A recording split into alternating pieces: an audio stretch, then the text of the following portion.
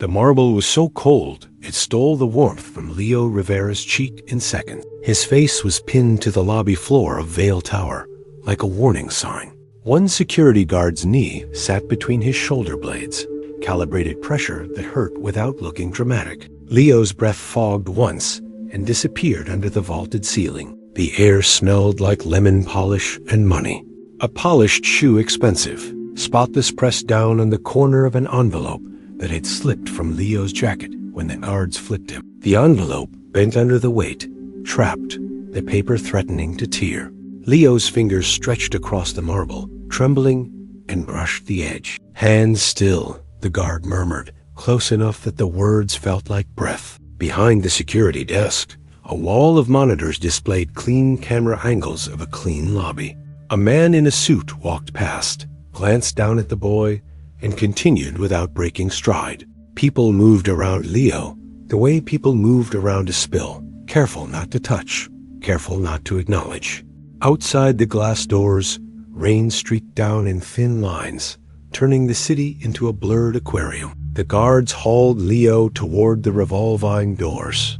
His palms scraped, the polished shoe shifted.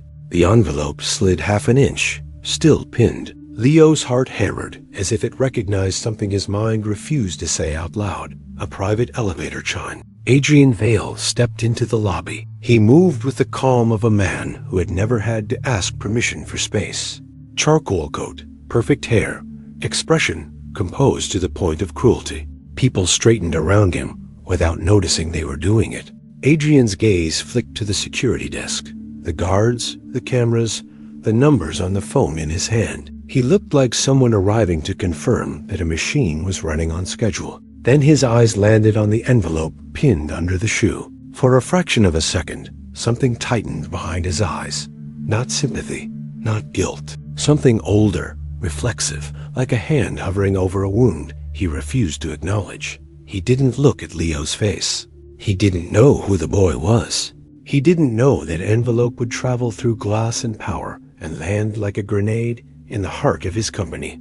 And he didn't know that ignoring it would not just ruin reputations, it would get someone killed. November 20th, 2025, 2 days after the lobby incident, Leo sat on a thin mattress in juvenile detention and stared at a ceiling stained by years of other kids' breath. The room smelled like bleach, damp clothes, and stale heat. The fluorescent light never fully shut off. A camera blinked in the corner like a lazy eye. His wrists still carried red rings from cuffs that didn't fit children any differently than they fit men. The skin pulled tight when he moved and stung. He slid his fingers under his shirt and found the small silver compass pendant hanging on a frayed cord. The metal was worn smooth where his thumb rubbed it during cold nights and louder fears.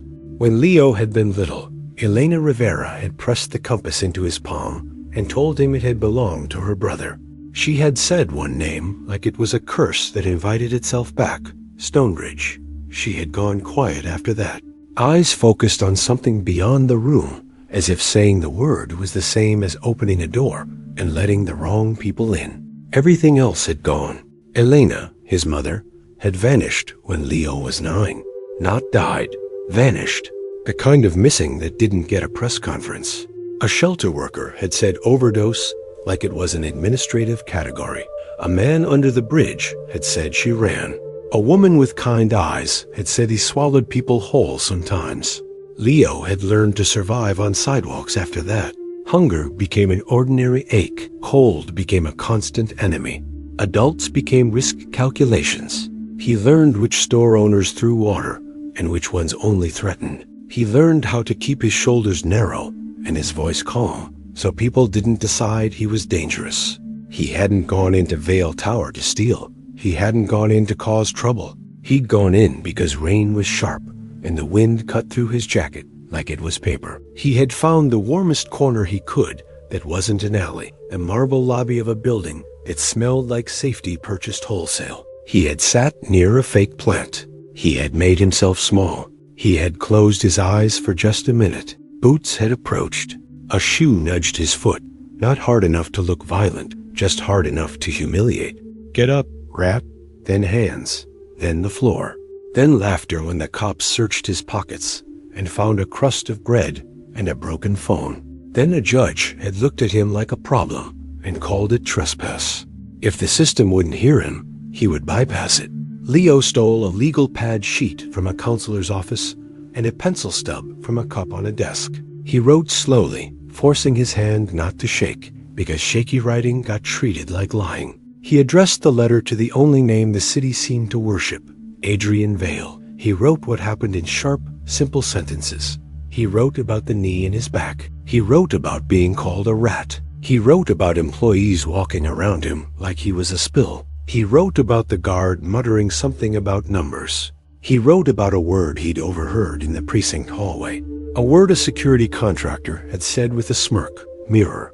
Then he wrote the line that felt like throwing a rock at a palace window. If you want to be a man instead of a wall, meet me. He folded the letter, licked the envelope flap, and pressed it closed like he was sealing in his own heartbeat. The next morning, he slid it through the intake window mail slot. The officer behind the glass barely looked at him. Leo walked back to his cell feeling foolish for the first time in weeks. Not ashamed, foolish, like he had just shouted into a storm.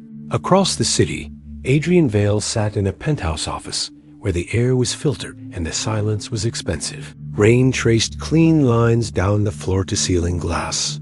The city below looked like a circuit board of headlights and sirens and lives he had learned to treat like data. Adrian's desk was immaculate. His computer displayed dashboards, incident reductions, clearance rates, corridor cleanliness. Green indicators pulsed like a heartbeat that belonged to a machine. Vale Sentinel had started as security consulting. It had become a prediction engine sold to corporations and municipalities that wanted the mess out of sight. Adrian didn't call it cruelty. He called it order. His flaw wasn't cartoon villainy. It was something colder, more plausible, contempt disguised as efficiency. Compassion, in Adrian's mind, was sloppy. People were unreliable. Systems were safer. Safety could be purchased and enforced. Anyone outside the walls was either a threat or a failure. That belief had made him a billionaire. It had also made him blind. Sloan Hart, his chief of staff, entered quietly and placed a stack of physical mail on the corner of his desk. Most would be screened and summarized. Adrian hated paper because paper made things feel human. One came through a juvenile facility intake, Sloan said, careful with her tone. Handwritten, marked urgent. Adrian didn't look up. Everything is urgent to someone. Sloan didn't move. That was how she signaled she wasn't leaving without being heard. It's addressed to you personally, she said. By name. Adrian's pen paused. He looked at the envelope. Cheap, smudged. The return address tightened something behind his eyes. Leo R., Juvenile Detention Center. Adrian slid it open and unfolded the paper. You had me arrested for sleeping. His jaw flexed. His first reaction was irritation. His second was something more dangerous. Curiosity. He read about the knee, the insult, the laughter. He read the refusal to beg. Then he read the word mirror and felt his fingers go still. He didn't like surprises. He had built his life around eliminating them. Sloan watched his face. Legal can... No, Adrian said, voice even. Sloan's eyes sharpened. Then what? Adrian slid the letter into his jacket pocket and stood. Pull the lobby footage from November 18th, he said. Schedule an internal audit. Sloan hesitated. Compliance will, not compliance, Adrian said. Internal security. Sloan's expression tightened. Mara will notice. Adrian's gaze lifted. Let her. Mara Klein, coup of Vale Sentinel, walked through the world like she owned its seams. Brilliant, controlled, loyal in a way that always felt transactional. She had helped Adrian build the machine. She believed people were predictable and fear was useful. Adrian had trusted her because she never asked him to feel anything. Now he needed someone who did. He called Thomas Rourke. Rourke arrived after midnight in a worn coat, tired eyes that missed nothing. He had been a federal investigator once, a man Adrian had despised because he treated wealth like a mask, not a crown. Adrian showed him the letter and the lobby footage. Rourke watched the boy's cheek on marble without blinking. When the guard's boot nudged Leo's shoe, Rourke's jaw tightened. "This is policy wearing a uniform," Rourke said. Adrian's voice stayed flat. "Find Mirror." Rourke's gaze held his. "If Mirror exists, it is not sloppy. If it looks sloppy, it is bait. Someone inside your walls wants you blind." Adrian's jaw clenched. "Blind is not happening." Rourke leaned toward the monitor. "Then explain why the official incident report says the boy aggressively confronted security." Adrian's throat tightened. "It says that," Rourke nodded. "Someone scrubbed the story before it became a story. The first obstacle hit immediately. When Adrian requested internal logs, incident reports, guard notes, police liaison documentation, the dashboards were spotless. Too spotless. The numbers were clean in a way that didn't breathe." Rourke scrolled through standardized reports that read like templates. Every line was the same. Subject refused. Subject agitated. Security appropriate. Rourke paused on a timestamp. A line vanished. Not deleted with drama. Just gone. He looked up slowly. Someone is watching the watch. Adrian's chest tightened. He called the head of IT, a man named Caldwell, who spoke like a spreadsheet. Caldwell smiled politely and cited privacy protocols. "Access only through approved channels," Caldwell said. Adrian's voice was calm. "Approved channels are compromised." Caldwell's smile stayed. "That is an allegation." Adrian leaned forward. "Treat it seriously." Caldwell's eyes flicked to the corner where a camera sat. "I will submit a request." A request. Adrian had built a company that moved faster than government, and now his own infrastructure was making him wait like a powerless man. Rourke didn't wait. He called an old contact in network security, a woman who owed him a favor and hated Vale Sentinel for reasons she refused to explain. She agreed to look, but only off-site, only with protections. 2 nights later, Rourke and Adrian sat in a sealed conference room, watching encrypted traffic logs that did not appear on official dashboards. Rourke pointed at a cluster of pings. "Hidden node," he said. "Legacy storage labeled innocuous." "It is active." Adrian's jaw clenched. "Access list." Rourke's eyes narrowed. "Not yet." That night, Adrian's phone buzzed. "Mara, heard you are running unscheduled audits." No exclamation, no anger, just calm awareness. Adrian typed nothing back. Minutes later, Sloane entered with her face tight. "Mara wants a meeting," she said. "Now?" Rourke didn't look surprised. "That room is a net," he said quietly. Adrian stood anyway. His instinct wanted control, wanted to call Mara first, dominate the narrative. The addiction flared like a familiar drug. He forced himself to do the opposite. He walked into Mara's office without a plan to win, only a plan to watch. Mara sat behind a glass desk. City lights glowed behind her like a controlled storm. She smiled like stability. "You look tired," she said. "This boy story is getting under your skin." Adrian's face stayed neutral. "A boy was pinned to marble in my lobby." Mara's smile thinned. "Security handled the trespass." Adrian leaned forward. "Why are reports scrubbed?" Mara's eyes stayed calm. "Standardization is not scrubbing." Adrian's gaze sharpened. Log lines vanished in front of Rourke's eyes. Mara's tone stayed gentle. "Stress makes patterns look like conspiracies." Adrian felt the reflex to lash out. He didn't. He watched her pupils, the micro-flinch, the fraction of a second of calculation. It came when he said one word, "Mirror." Mara's smile didn't drop, but her eyes tightened. Adrian's stomach went cold. Mara leaned back. "Legacy internal jargon," she said. "Nothing you need." Adrian's voice stayed even. "Grant access." Mara's smile softened. "You want innocence.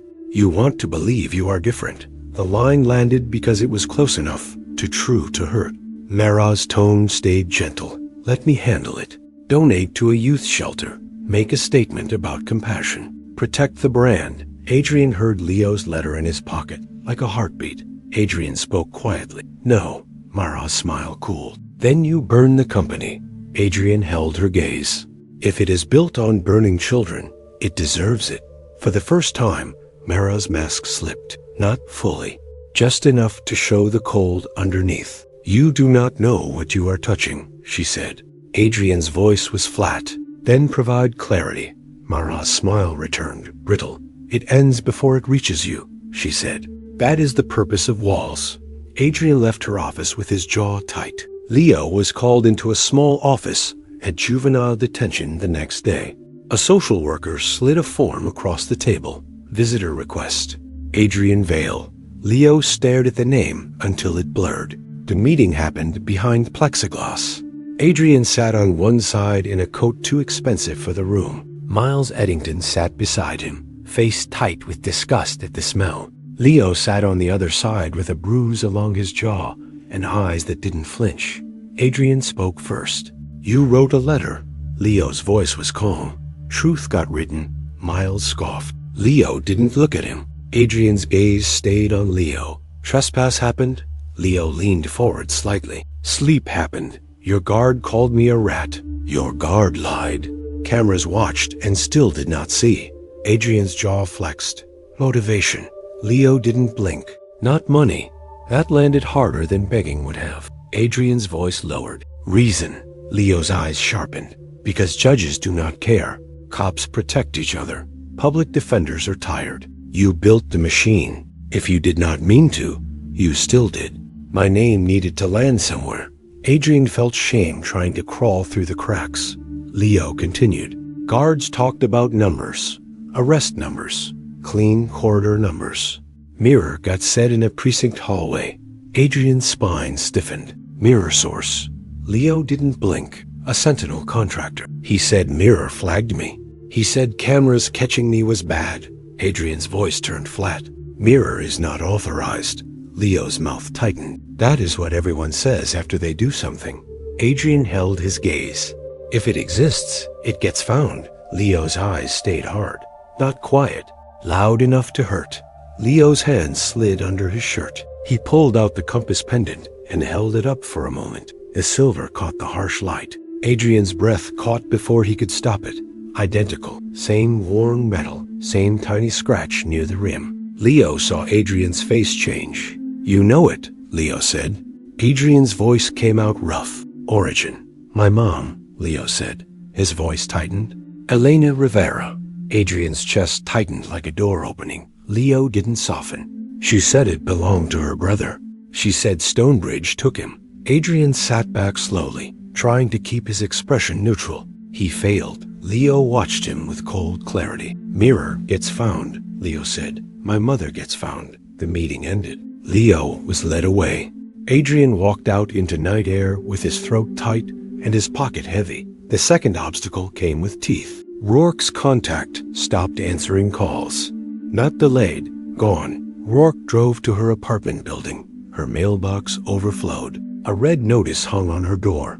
Eviction. Rourke stared at it, jaw tight. Source burned, he said. This is not a game of files. They move people. Adrian's stomach turned. Rourke pointed at the notice. That is what happens when someone touches the wrong thread. Adrian's voice was low. Then the thread gets pulled harder. Rourke's eyes stayed steady. Harder costs more. Rourke finally found the hidden node by following something that should not exist. A nightly data push from Vale Sentinel's network to a private contractor with no listed contract. Northgate Services. The data was labeled Public Safety Analytics. The destination was masked. Keys rotated.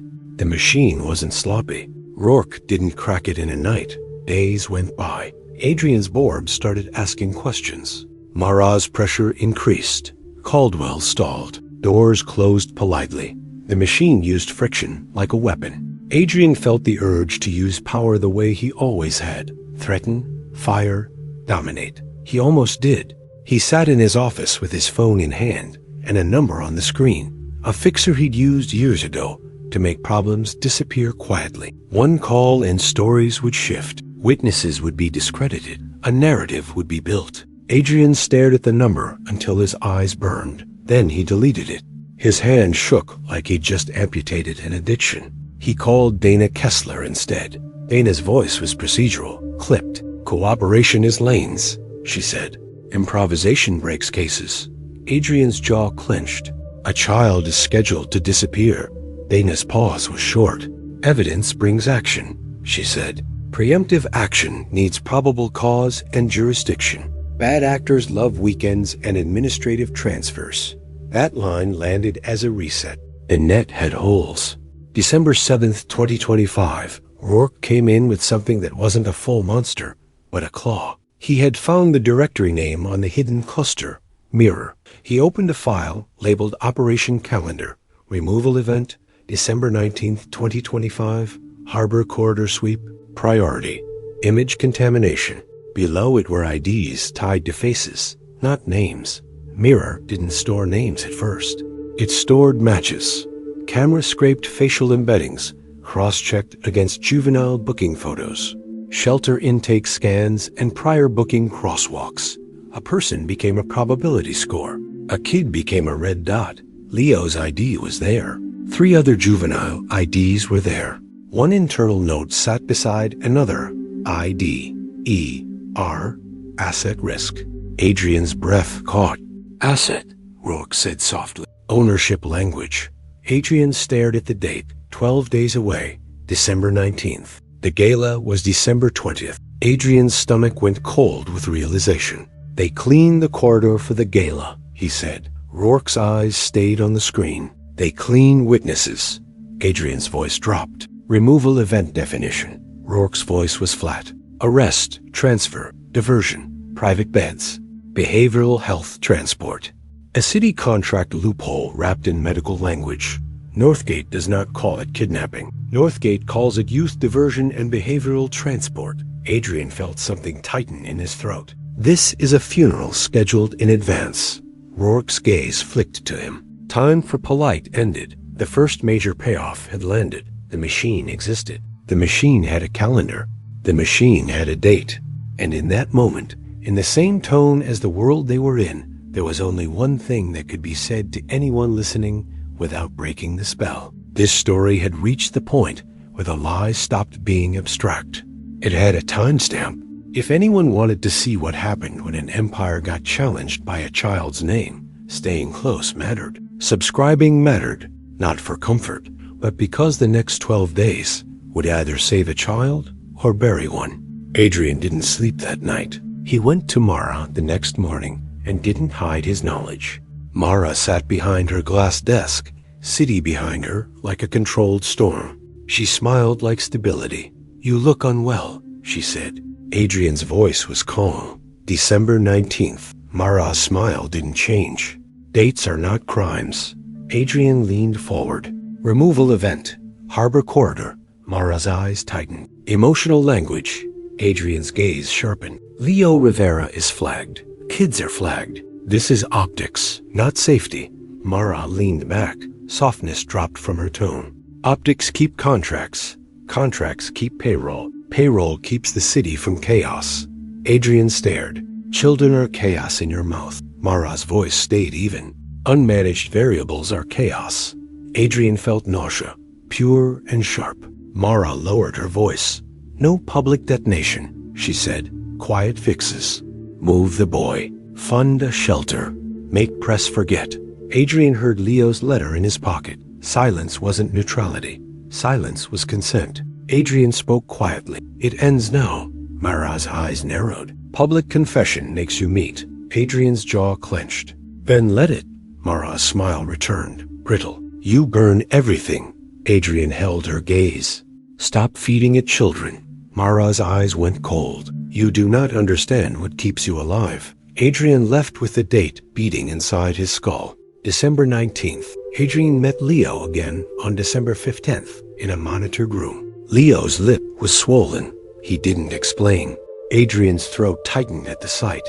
Cause, Leo shrugged. Invisibility punishment. Adrian's voice was low. There is a date. Leo's gaze sharpened. Say it. Removal event, Adrian said. December 19th. Harbor corridor. Leo went still. His voice came out calm. Trash pickup. Adrian swallowed. Yes.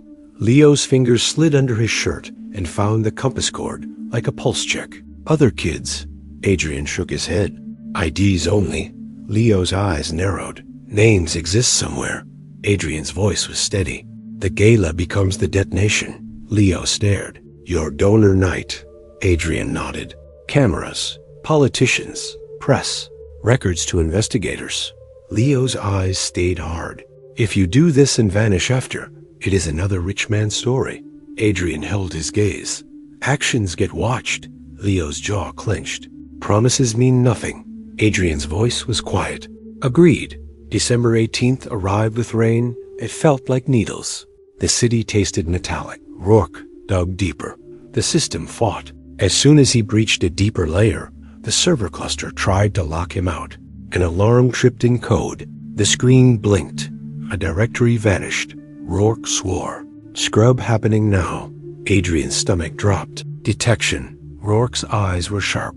Yes, they pulled what they could before the files shifted again. Partial access logs, internal messaging threads, vendor chain. Names appeared like rot under paint. Mara Klein, Dale Ketter, Judge Malcolm Sutter, and Northgate. Adrian stared at the names, feeling something cold spread through him. Sutter had smiled beside him at charity events. Cameras had flashed. Adrian had called it community safety. Now the smiling felt like blood on his teeth. December 19th, 2025 came with a hard wind and a sky the color of bruises.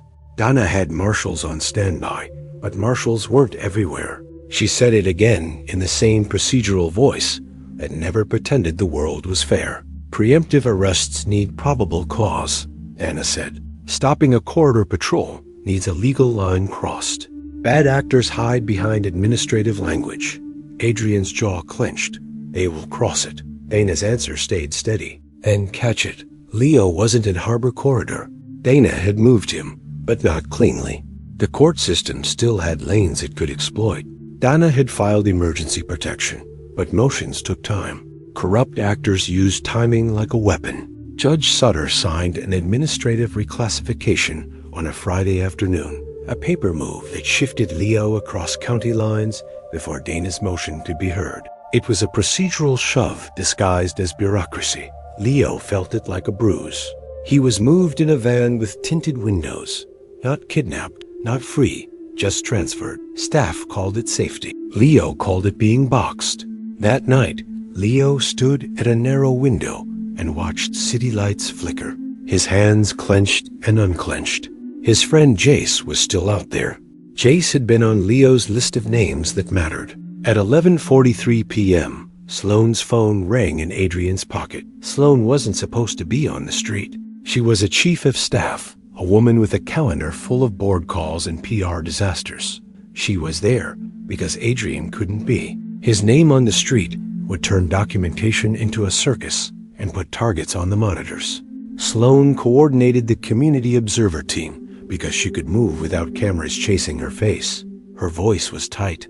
Unmarked patrol has a kid, she said. Red hoodie, skinny, running. Adrian's chest tightened. Jace.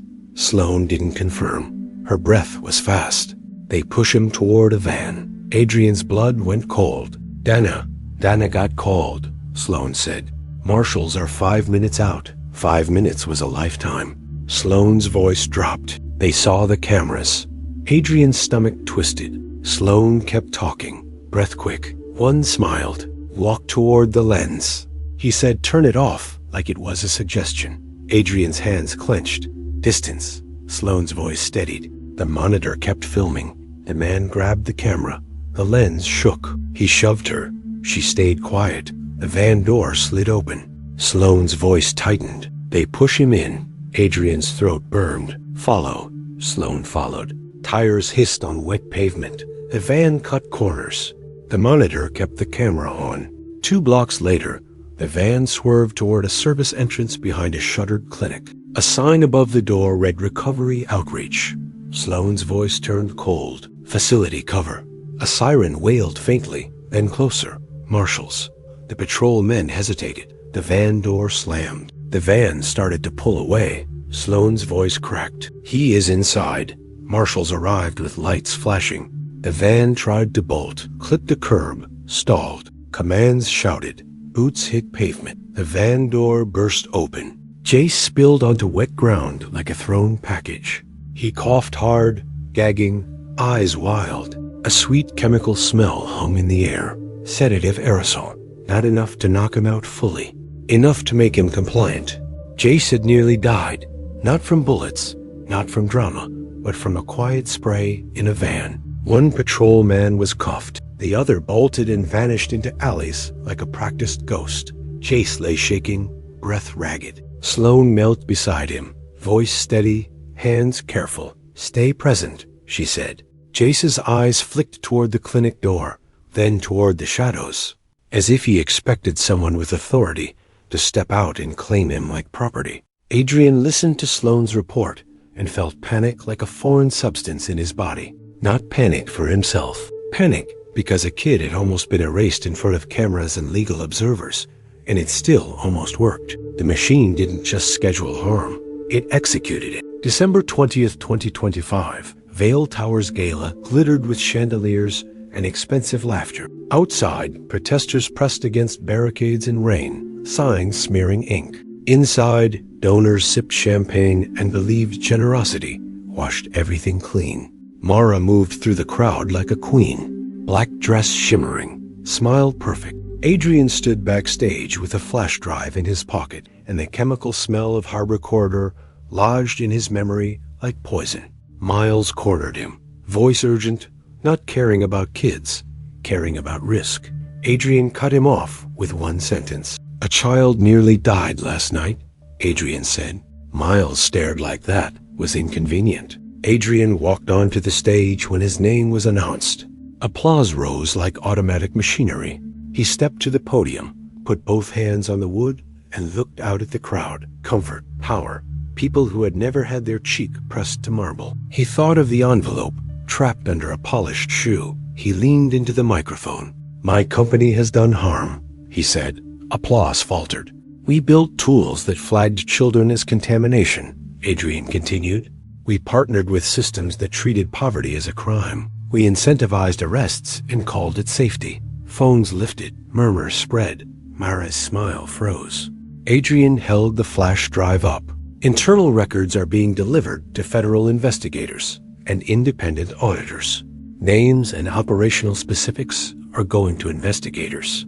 Public statements stay general." That line mattered. It showed he wasn't throwing witness protection into a bonfire. He was detonating the myth while handing the real details to people with warrants. "Mirror exists," he said. "It was used. It was wrong." A donor stood, outraged. Another reached for a phone like it was a weapon. Adrian didn't stop. "I am stepping down as CEO effective immediately," he said. "I am cooperating fully with investigations into Vale Sentinel, including my own negligence." The room erupted into chaos. Mara moved toward the stage. Her mask wasn't calm now. It was fury. Adrian stepped away from the podium. The detonation didn't feel heroic. It felt like jumping off a building and finding out gravity was real. 2 days later, federal agents raided Vale Sentinel. Stock crashed. Board members called Adrian unstable. Investors sued. Politicians distanced. Adrian didn't read headlines. He hit consequence in a way that couldn't be edited into a pretty montage. January 3rd, 2026. Adrian stood at a grocery checkout in his small apartment neighborhood. He had a basket with basics: bread, eggs, coffee. It wasn't the kind he used to drink. The fluorescent lights hummed. A toddler screamed 2 aisles over. The cashier looked bored. Adrian slid a card across. Declined. He tried another. Declined. The cashier's eyes narrowed. People in line shifted, annoyed, suspicious. Adrian felt heat rise behind his ears. The cashier spoke louder than necessary. "Payment is not going through." Adrian swallowed. Another attempt. Declined. A man behind him sighed loudly. "Move it." Adrian stepped aside, cheeks burning. He fumbled for cash he didn't have. He abandoned the basket and walked out under the bright grocery lights, feeling smaller than he had felt in years. Outside, the winter air slapped his face. His phone buzzed with an alert. Accounts frozen pending litigation. He had spent his life buying distance from discomfort. Now discomfort stood inches from his skin, and he couldn't pay it to leave. That same week, he tried to enter Vale Tower to retrieve personal belongings. A security guard blocked him at the glass doors. The guard's expression was polite. "Access revoked." Adrian stared at the guard's hands on the door handle. The lobby behind the glass glowed warm and untouchable. Adrian's voice was calm. "That building has my name." The guard didn't blink. Not today. Adrian felt something he hadn't felt since childhood. Lockout. A wall, deciding he did not exist. He walked away with his jaw clenched and understood something brutal. Walls fell both ways. Leo's consequences landed too. The smear campaign hit hard. Bots painted him as violent. Posts dug for anything. The machine wanted to turn his survival into a weapon against him. Leo didn't beg for sympathy. He mapped. He wrote patterns down. Phrases repeated. Accounts boosted. Timestamps. He wasn't a hacker. He was a survivor who knew that threats left tracks. He stayed under federal oversight in a transitional facility. It wasn't home. It was rules, curfews, staff, and a net with holes. Dana was honest about those holes. "Protection is a net," she said. "Nets have gaps." Leo's eyes stayed hard. "Then gaps get closed." Dana didn't promise. "Gaps get watched." Jace became the next hook because the story refused to let street names vanish without consequence. 2 weeks after Harbor Corridor, Leo received a message through a staff phone. A shelter intake sheet photo. Jace. His name printed, then crossed out in red with one note. Transfer. No destination. Leo's stomach dropped. He called Adrian's private line, voice tight. "Jace is gone." Adrian sat up in his small apartment, listening to a neighbor's TV through thin walls. "Gone is destination." Leo's voice sharpened. He was almost sedated in a van. Now his name is crossed out like paperwork. Adrian's jaw clenched. Dana gets called. Leo's voice went cold. "Dana net has holes." Dana investigated and found the signature chain, Northgate Services. Not in bold headlines. On a form, stamped, filed, buried. Northgate wasn't a gang with masks. Northgate was a contractor with legal cover, behavioral transport, youth diversion beds, contracted recovery outreach, placements authorized by administrative courts and rubber-stamped by judges who liked donations. That cover mattered because it explained how a child could vanish without anyone calling it kidnapping. A diversion bed was a cage with paperwork. Rourke traced Northgate's vendor chain to 3 facilities. One of them was the same recovery outreach building from Harbor Corridor. Dana couldn't storm it without cause. That was the procedural anchor that kept the story honest. "Facilities have medical privacy shields," Dana said. "Contracts hide behind behavioral health language. Warrant needs specificity." Leo's eyes narrowed. "Specificity exists." Dana's gaze sharpened. "Then provide it." That became the next episode. Obstacle, decision, consequence, cliffhanger. Obstacle. No warrant without specific probable cause. Decision. Leo and the monitor team collected lawful evidence. Video of sedative spray. License plate partial. The patrolman's phone seized during the arrest. Text logs referencing diversion intake, a timestamp, a facility door. Consequence. Dana got a warrant, but the facility would see it coming. Northgate's machine moved fast. Cliffhanger. The warrant was executed at dawn, and the receptionist smiled too wide. The morning Dana executed the warrant, the recovery outreach building looked like any other nonprofit from the street. Faded signage. Smiling brochure posters in the window. A ramp for wheelchairs. Everything designed to look gentle. Dana walked in with marshals, a clipboard, and a calm face that never asked the building to be kind. The receptionist behind the counter smiled with too many teeth. "How can help happen today?" Dana slid the warrant across the counter. The smile didn't move. "No one by that name exists here," the receptionist said, voice sweet. Dana's voice stayed flat. "Then looking will be easy." The receptionist's fingers curled around the warrant, eyes flicking down, then up. "Youth privacy laws are strict." Dana didn't blink. "Federal warrant is stricter." Behind a door down the hallway, a lock clicked, slow, deliberate, like someone deciding what kind of crime the day would become. Marshals moved. Dana walked with them. A staff member tried to block a corridor with a clipboard and a rehearsed expression. Dana stepped around her like the clipboard didn't exist. They opened a room that smelled like antiseptic and cheap air freshener. Beds lined the walls. Teenagers sat on mattresses wearing donated sweats.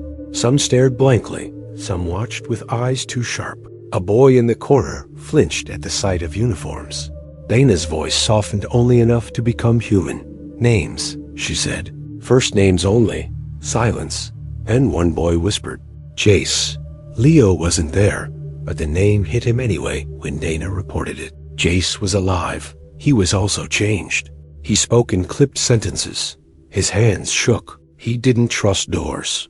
Dana escorted Jace out under legal cover. Northgate tried to claim it was transporting minors for behavioral stabilization. Dana read the contract language and didn't flinch. "Behavioral transport is a loophole," she said to Adrian later. "It is legal cover for illegal incentives." That episode ended with a cost. The day after the warrant raid, Maribel's locker was searched again, and someone left a single sticky note inside. "Stop."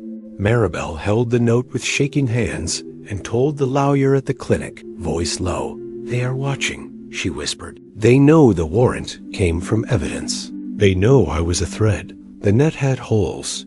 The machine had eyes. That threat pulled the story toward Elena, and it did it without convenience by making Maribel's fear part of the tension.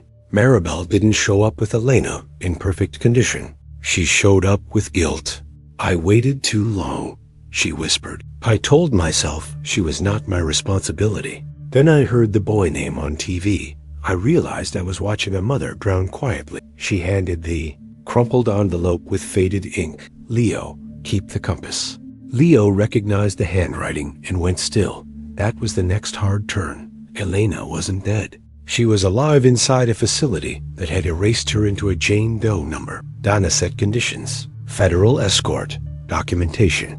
No press. Medical staff present. Elena had traumatic brain injury. Lucidity came in waves. No instant miracle. When Leo walked into Harborview Extended Care in November 2026, the air smelled like antiseptic and old soup. Fluorescent lights hummed. The hallway was quiet and the heavyway buildings were quiet when they held people who had been abandoned. Maribel led them to room 3B17. Elena lay facing a window, thin, pale, hair streaked with gray. Lines in her face Leo didn't remember. For a second, Leo didn't recognize her, and panic flashed through him like a knife. Then Elena turned her head slowly, as if movement caused pain. Her eyes met Leo's, unfocused at first, searching through fog. "Mom," Leo whispered, voice breaking. Elena's brow furrowed. Leo stepped closer, trembling, hand hovering over the bedrail, like touch might shatter her. "It is me," he said. "Leo." Elena's lips parted. A fragile sound came out. "Leo," she whispered. Leo's knees nearly gave out. He grabbed the bedrail and tears slid down his face silent. Elena's eyes filled too. Then Elena's gaze slid past Leo and landed on Adrian standing near the door. Adrian froze. Elena stared, recognition tightening her face like pain. "Adrian," she whispered. Leo snapped his head toward him, shock cutting through grief. Adrian's throat tightened so hard he couldn't speak. Elena's eyes glistened. "You grew up." Leo stared at Adrian like a lock clicking open. "You knew her." Adrian's voice came out hoarse. "Not enough? Not then." Elena's fingers trembled as she lifted her hand toward Leo. Leo took it carefully. Her skin was warm. "Real. They told me you were dead," Elena whispered. "They lied," Leo said, voice cracking. Elena's eyes drifted, struggling. "Stonebridge," she whispered like poison. "They kept you far. They kept me quiet." Leo's jaw clenched. "Who brought you here?" Maribel's voice was gentle and shaking. "Northgate Services." The word landed like a gunshot in Leo's chest. Dana's escort stiffened. Adrian's hands curled into fists at his sides. Elena squeezed Leo's hand faintly. "They take everything that points home," she whispered. Leo pulled out the compass pendant. Elena's eyes softened with a flicker of old life. "You kept it," she whispered. Leo nodded. "Kept it." Alana's gaze drifted toward Adrian. Dignity stayed sharp even through fragility. "Paying is not fixing," she said, voice thin but firm. Adrian swallowed. "Agreed." Elena's eyes didn't soften. "Do something," she said. Leo didn't let Adrian use this moment to become a hero. Leo's voice cut in, controlled and fierce. Names, he said. Paper. Convictions. That carried the story into the next tentpole set piece. Elena's lucid day deposition and the procedural attack that tried to bury her voice. Elena couldn't travel to court safely. Her brain injury made stress dangerous. Dana arranged a recorded deposition on a lucid day, supervised medically, with legal protections. The time marker mattered. Months of rehab, cognitive therapy, memory returning in fragments. Some days, Elena recognized Leo. Some days, she stared past him like he was a familiar dream. The deposition day arrived in May 2027, and it didn't arrive clean. Dana's team arrived at Harborview with recording equipment, a court reporter, and a medical supervisor. Elena sat propped in bed, eyes focused in a way that made Leo's chest tighten with fragile hope. Leo sat by the window, hands clasped, refusing to crowd her. Adrian stood in the hallway, leaving space, because Elena hadn't invited him closer, and he was learning to respect boundaries like they were oxygen. The court reporter set papers on a rolling tray. Dana checked the seal order and nodded. Then the facility administrator walked in with a smile that didn't reach his eyes. Unexpected development, he said. Dana's gaze sharpened. Proceed. The administrator placed a folder on the tray. A confidentiality motion, he said. Filed this morning. Facility counsel advises delaying deposition. Dana didn't blink. Federal case overrides. The administrator's smile tightened. Counsel insists patient privacy statutes apply. Facility is a medical setting. Dana's voice stayed calm. Patient is a protected victim in a federal investigation. Privacy does not mean silence. The administrator's eyes flicked to Elena, then back to Dana. Facility cannot permit recording today. Behind him, a nurse closed the door. The click sounded too deliberate. Leo's stomach went cold. Dana took a slow breath. This is obstruction, she said. The administrator's smile didn't change. This is policy. Dana reached into her folder and slid a court order across the tray. This is a judge signature, she said. This is an authorized deposition. Interference becomes criminal. The administrator stared at the signature and swallowed. Then the lights in the room flickered. The monitor beeped once. The facility administrator's eyes darted toward the hallway. A second later, the building-wide intercom crackled. Code compliance drill, a voice announced. All non-essential personnel clear rooms immediately. Dana's jaw clenched. Drill during a deposition, she said. The administrator's smile returned, brittle. Safety first. Elena's hand tightened around Leo's fingers. Her eyes widened, fear flashing like memory of locked doors. Leo leaned closer, voice low. Breathing stays steady, he said. Not soothing, anchoring. Dana looked at the marshals. Hold the corridor, she said. Marshals moved. The administrator's smile vanished. This is a medical facility, he snapped, voice losing polish. Dana's tone stayed flat. Then stop acting like a front. In the hallway, footsteps approached. Fast. Not staff fast. Not nurse fast. A man in a suit appeared, holding a badge that looked official at first glance. Facility counsel, he said, too smooth. Dana's eyes sharpened. Name, he said it. Dana looked at the badge and saw the flaw.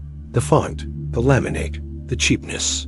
Northgate had sent a lawyer, not to argue law, to stall time. Because time was a weapon, Dana stepped closer. This deposition is happening, she said. The man smiled. It is delayed. Dana's voice turned colder. Marshal, she said. The marshal stepped forward. The man's smile tightened. This is unnecessary. Dana held the court order up. Obstruction is necessary for people who need silence, she said. The man backed half a step, then recovered. In the corridor, a facility door slammed.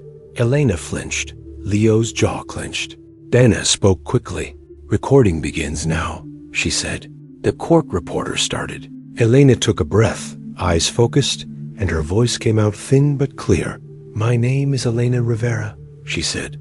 I am not Jane Doe. The words landed like a knife in a room that had tried to keep her nameless. Dana asked questions without question marks in tone, statements framed as prompts. Elena answered in fragments that built a picture. Stonebridge outreach, lists, sealed petitions, donations to judges, Northgate transport cover.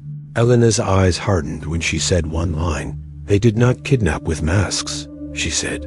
They kidnapped with forms. The facility administrator shifted like the words were poison. Donna kept the deposition moving fast because the room felt like it was closing. Halfway through, a nurse rushed in with a clipboard, eyes wide, acting. Patient blood pressure spike, she said. The medical supervisor glanced at Elena's monitor and frowned. The numbers were normal.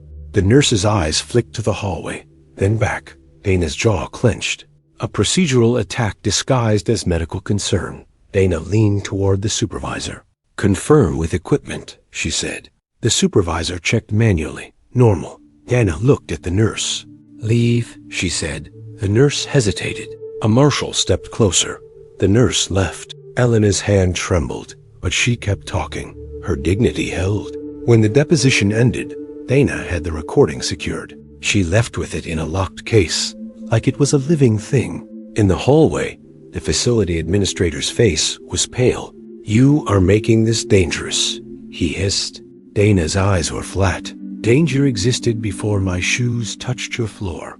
That episode ended with a cliffhanger that wasn't abstract. The next morning, Harborview's admin announced Elena was being transferred for specialized care. Leo arrived and found Elena's room empty. His stomach dropped to nothing.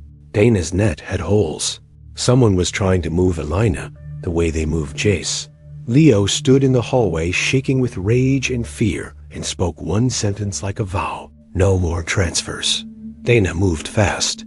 She issued an emergency federal hold. Marshals intercepted the transport van before it left the facility garage. The driver claimed it was routine medical transfer. Dana held up the hold order. Routine stopped being a word that mattered. Elena stayed, but the attempt proved the machine still had reach. That carried the story into the next tentpole, the courtroom ambush where a powerful name tried to bury documents. By September 2027, the case had widened into a federal racketeering pattern. Northgate executives, Stonebridge affiliates, public officials, judges. The court became a battlefield, not just for verdict, but for what could be seen. The hearing day arrived with a thick press line outside. Cameras flashed. Security barriers tightened. Leo entered through a side hallway, protected by privacy protocol. He wore plain clothes, hood down, eyes sharp. He didn't look at cameras. He didn't give them a face to sell. Adrian entered separately, stripped of his old aura. No entourage, no power suit, just a man with consequence on his shoulders. Inside the courtroom, Dana stood with files stacked like bricks. The defense stood with suits and smirks. A senior judge on the bench, different from Sutter, had a face like carved stone and a voice like procedure. The defense motion was filed. Seal a tranche of documents for privacy and public interest. Dana's jaw clenched. The judge spoke in calm language about reputations, about due process, about protecting innocent parties. Leo sat behind a screen, listening, hands clenched. Dana stood. Sealing is how this machine survived, she said. Sealing is how children became IDs and mothers became Jane Doe. Public interest demands sunlight. The judge's eyes narrowed. Counsel is emotional. Dana's voice stayed steady. Counsel is factual. Defense counsel smiled politely. This case has already damaged lives, he said. Sealing prevents further harm. Leo's nails dug into his palm. Dana spoke one line that landed like a hammer. Harm is the product, she said. The judge leaned back, eyes cold. This court will consider sealing. That moment was the ambush. The attempt to bury truth behind velvet ropes.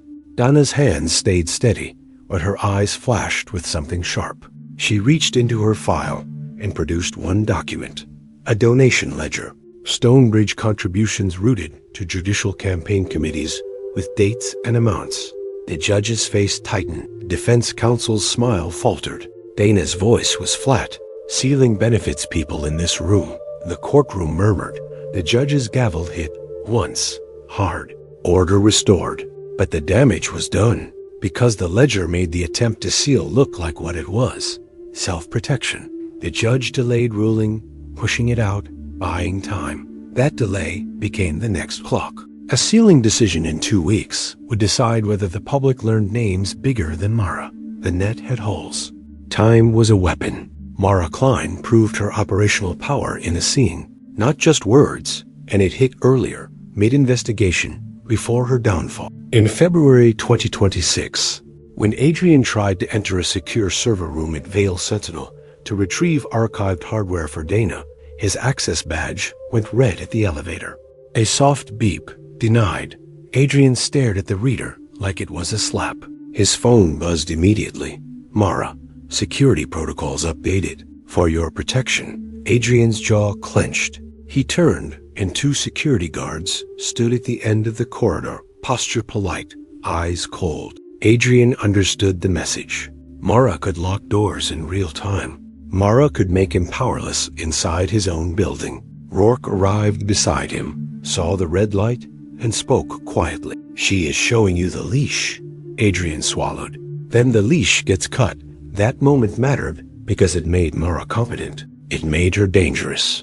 It made her later overreach feel earned. Mara's overreach came in 2027 when she said Leo's full name on camera, violating protection protocol and turning herself into an obstruction target. That mistake was plausible because Mara believed she controlled narrative. She thought she could say anything and make it clean. Dana didn't let it stay clean. Mara was arrested in the lobby of Vale Tower. The same marble, the same cameras, the same glass doors. As officers cuffed her, Mara kept her chin up, expression composed. She wasn't screaming. She wasn't begging. She was calculating. As they walked her past the exact spot where Leo's cheek had hit marble, Mara's eyes flicked to the floor. For a fraction of a second, fear cut through her mask.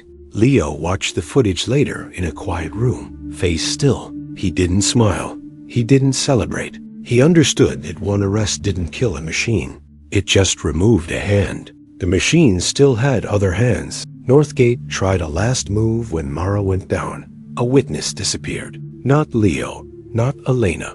A mid-level Northgate operations manager who had agreed to cooperate. He missed a scheduled meeting with Dana. His phone went dark. Rourke found his apartment empty, closet cleared, bed stripped. A neighbor said 2 men helped him move. Dana's eyes went cold. They are still relocating people, she said. Leo's jaw tightened. Then relocation becomes evidence. Dana nodded. Then relocation becomes charges. That episode ended with a new hook, an anonymous envelope delivered to Adrian. Black paper. No stamp.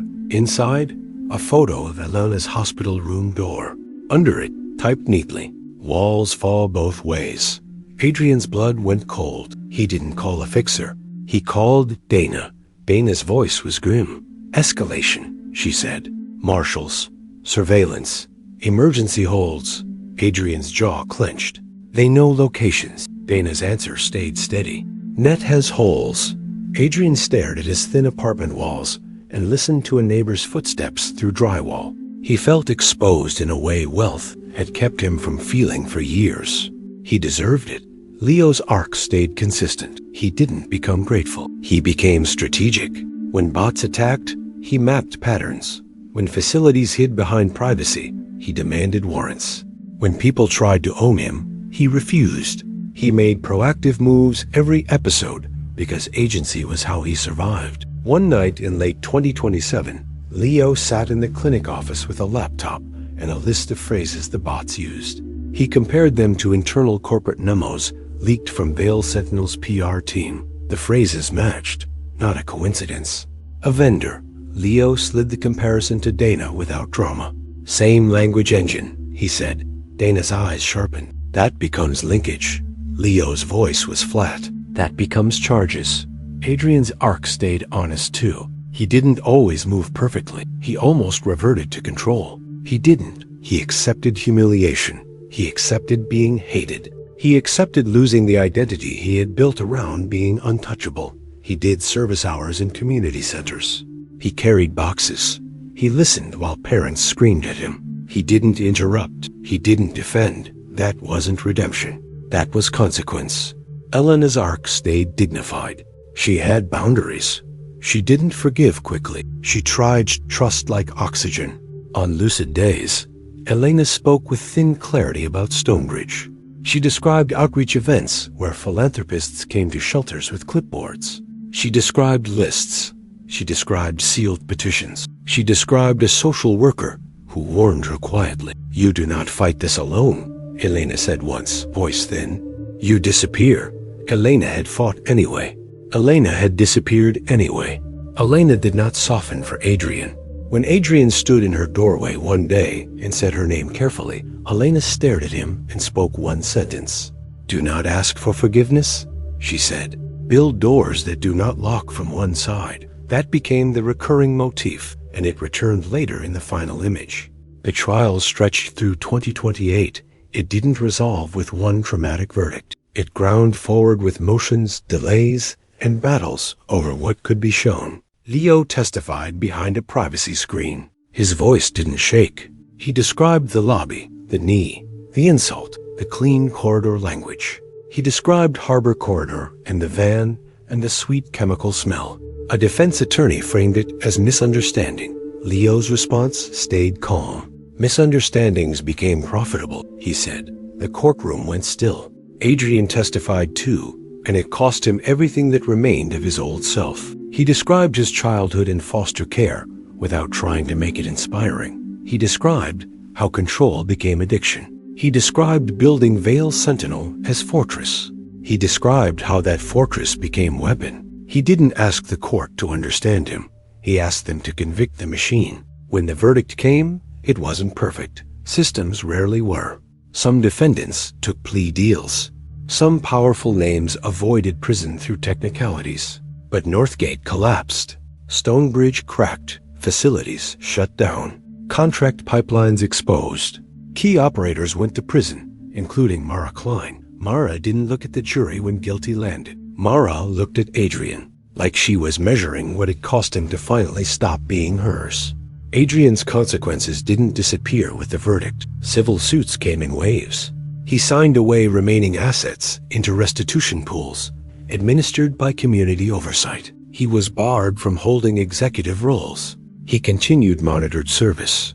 He lived small. He stayed visible in places where people remembered what he had helped build. He wasn't absolved. He was accountable. The city's reforms didn't arrive with miracles. They arrived with policy battles, oversight boards, and community monitors trained to document without escalating. Vale Tower's lobby changed slowly. The security desk went away. A community intake counter replaced it, staffed by legal advocates and social workers. Cameras faced the counter, but the footage was accessible through oversight boards. Cameras became prevention, not concealment. On a rainy evening in October 2028, Leo stood outside the glass doors of Vale Tower and watched his reflection layer over the lobby lights. For a second, he was back on the floor, cheek on marble, envelope pinned under a polished shoe. He held an envelope now too. Cheap paper, handwritten. He pushed the door open and stepped inside. Adrian stood near the counter, sorting donated supplies, plain clothes, tired eyes, a posture that no longer tried to dominate rooms. Leo walked straight to him and held out the envelope. Adrian took it with both hands, throat tightening because he understood the weight of that gesture now. Leo's voice was steady. Not money. Adrian's voice was quiet. Known. Leo's eyes sharpened. List. Adrian opened it. Names. Corners. Times. Shelters that still turned kids away. Patrol groups still harassed teens. Security companies still tried to rebrand the same cruelty. A map of where the machine still hunted, even after the verdict. Adrian looked up. Tonight, Leo's jaw tightened. Showing up stays separate from ownership. Adrian nodded once. Showing up stays. Leo slid his fingers under his shirt and touched the compass pendant. He pulled it out and stared at the worn silver. This does not make good, Leo said. Adrian didn't flinch. No. Leo's eyes stayed hard. It points. Adrian nodded. Yes. Leo tucked it back under his shirt and exhaled slowly. His shoulders lowered by a fraction, like a body learning inch by inch that the next second might not always be a threat. The glass threshold became the story's final image anchor. Warm light inside, cold rain outside, power and vulnerability held in one frame. Adrian pressed his hand flat against the glass, from the inside visible, deliberate, then opened the door wider without being asked. Again and again, until it became habit instead of performance. And the story didn't end, because the sealing decision still hovered over a new tranche of Stonebridge documents that had been kept out of the first trial, documents that carried names bigger than Mara and judges who had never been charged. The next door would open in court, and what stepped through it would decide whether the city learned the whole truth or watched the walls rise again.